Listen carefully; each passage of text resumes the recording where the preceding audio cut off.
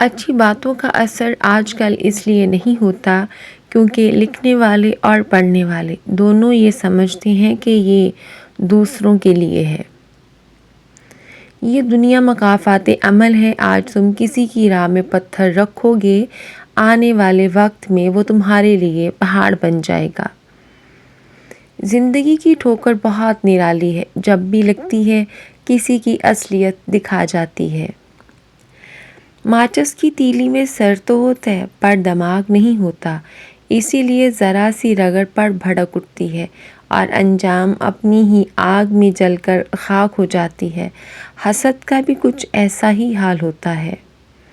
اچھا انسان کبھی مطلبی نہیں ہوتا، بس دور ہو جاتا ہے ان لوگوں سے جنہیں اس کی قدر نہیں ہوتی۔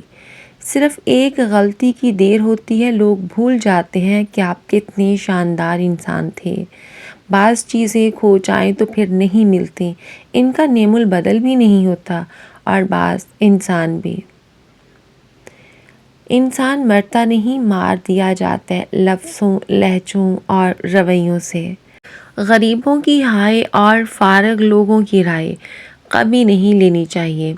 دنیا میں سب سے زیادہ مطمئن وہ لوگ ہیں جنہیں اپنے معاملات اللہ کے سپرد کرنے کی عادت ہو۔